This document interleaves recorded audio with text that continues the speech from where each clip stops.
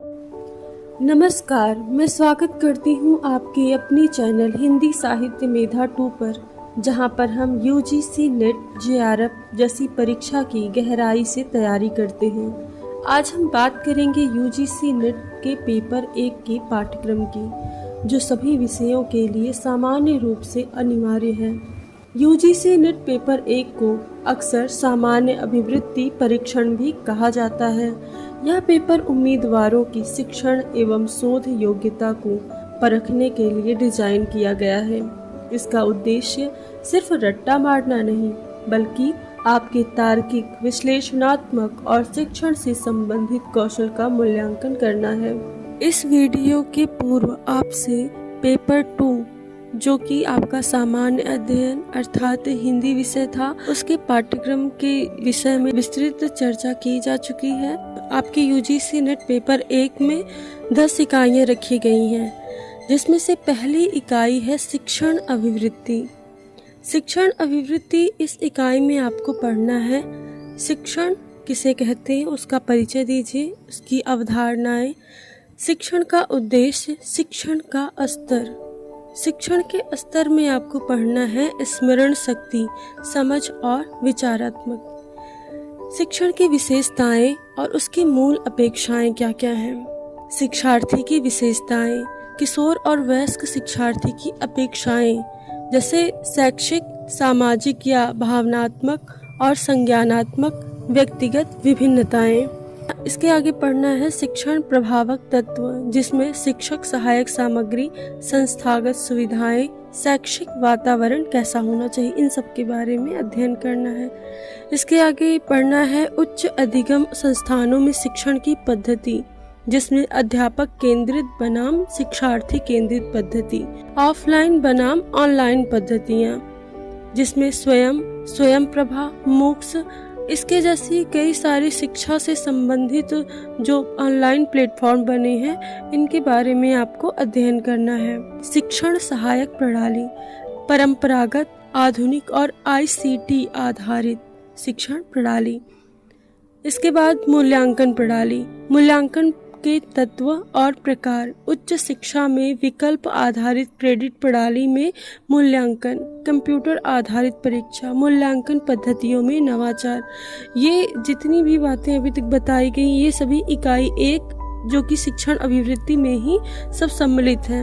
अब अगली इकाई है शोध अभिवृत्ति, जिसमें आपको पढ़ना है शोध के अर्थ, शोध के प्रकार और उसकी विशेषताएं, प्रत्यक्षवाद एवं उत्तर प्रत्यक्षवाद शोध के उपागम।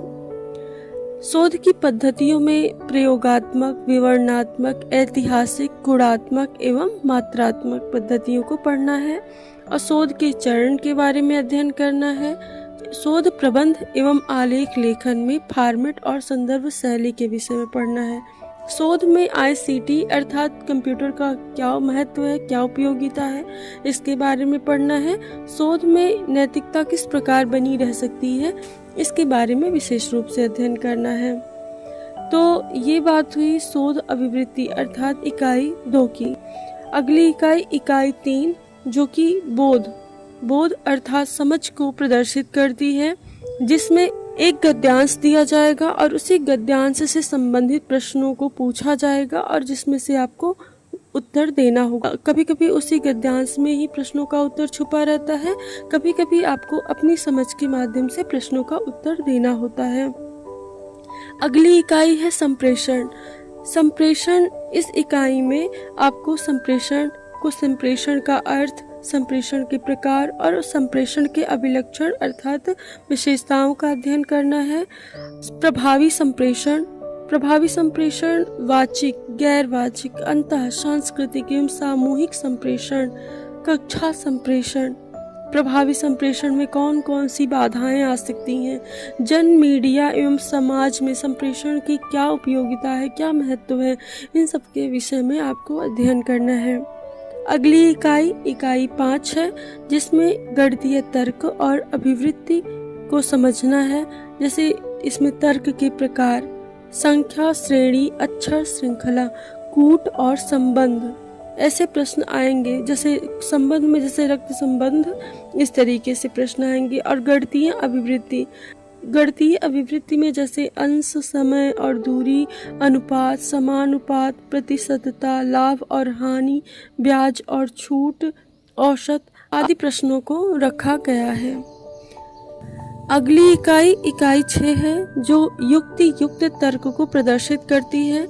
इस इकाई में आपको पढ़ना है युक्ति के ढांचे का बोध, जिसमें युक्ति के रूप, निरूपाधिक तर्क, वाक्य का ढांचा, अवस्था और आकृति, औपचारिक एवं अनौपचारिक युक्ति दोष, भाषा का प्रयोग, शब्दों का लक्ष्यार्थ और वस्तुअर्थ, विरोध की परंपरागत वर्ग। आगे पढ़ना है युक्ति के प्रकार, जिसमें निगमनात्मक और आगमनात्मक युक्ति का मूल्यांकन और विशिष्टीकरण, वेन का आरेख, जिसमें तर्क की वैधता सुनिश्चित करने के लिए वेन आरेख का सरल और बहुप्रयोग, भारतीय तर्कशास्त्र, जिसमें ज्ञान के साधन, प्रमाण, जिसमें प्रत्यक्ष, अनुमान, उपमान, शब्द, अर्थपत्ति, अनुपलब्धि के बारे में पढ़ना है। अगला पॉइंट है अनुपमान, अनुमान की संरचना, प्रकार, व्याप्ति, हेत्वाभास। अगली इकाई है इकाई 7, जिसमें आपको आंकड़ों की व्याख्या के बारे में पढ़ना है। इसमें आंकड़ों का स्रोत, प्राप्ति और वर्गीकरण, चित्रवत वर्णन अर्थात bar chart, histogram, pie chart, table chart और रेखा चार्ट, और आंकड़ों का मानचित्रण, आंकड़ों की व्याख्या, आंकड़े और अनुशासन के विषय में विशेष रूप से अध्ययन करना है। अगली इकाई इकाई 8 है, जिसमें सूचना और संचार प्रौद्योगिकी अर्थात ICT के विषय में आपको पढ़ना है। इस इकाई में आपको ICT की सामान्य संक्षिप्तियाँ और उसकी शब्दावलियों के विषय में पढ़ना है। इंटरनेट, इंट्रानेट, ईमेल, श्रव्य दृश्य कॉन्फ्रेंसिंग की मूलभूत बातें, इन सब का अध्ययन करना है। उच्च शिक्षा में डिजिटल पहले, इनके विषय में अध्ययन करना है। और ICT और सुशासन के विषय में आपको इसी इकाई 8 के अंतर्गत ही पढ़ना है। अगली इकाई इकाई 9 है, जिसमें आपको लोग, विकास और पर्यावरण के विषय में अध्ययन करना है, जिसमें आपके कई सारे पॉइंट रखे गए हैं।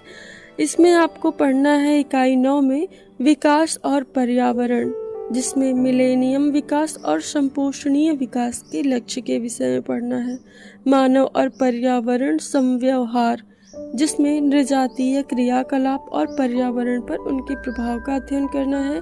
पर्यावरणीय मुद्दे जैसे स्थानीय, क्षेत्रीय और वैश्विक, वायु प्रदूषण, जल प्रदूषण, मृदा प्रदूषण, ध्वनि प्रदूषण, अपशिष्ट अर्थात ठोस, तरल और बायोमेडिकल, जोखिमपूर्ण इलेक्ट्रॉनिक, जलवायु परिवर्तन और इसके सामाजिक, आर्थिक तथा राजनीतिक आयाम, मानव स्वास्थ्य पर प्रदूषकों का प्रभाव, प्राकृतिक और ऊर्जा के स्रोत, सौर, पवन, मृदा, जल, भूताप, बायोमास, नाभिक वन आदि के विषय में पढ़ना है।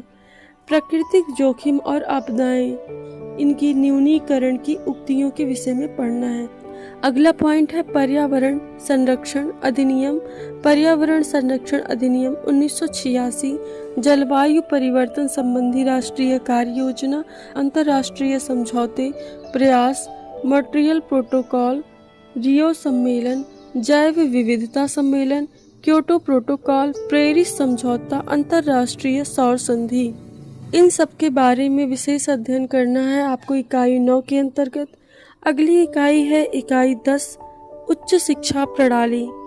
इसके अंतर्गत आप उच्च अधिगम संस्थाएं और प्राचीन भारत में शिक्षा, स्वतंत्रता के बाद भारत में उच्च शिक्षा अधिगम और शोध का उद्भव, भारत में प्राच्य, पारंपरिक और गैर पारंपरिक अधिगम कार्यक्रम, व्यावसायिक अथवा तकनीकी और कौशल आधारित शिक्षा, मूल्य शिक्षा और पर्यावरण परक शिक्षा, नीतियाँ, सुशासन, राजनीति और प्रशासन आदि के विषय में विशेष रूप से आपको अध्ययन करना है। ये इकाई 10 में आपको पढ़ना है।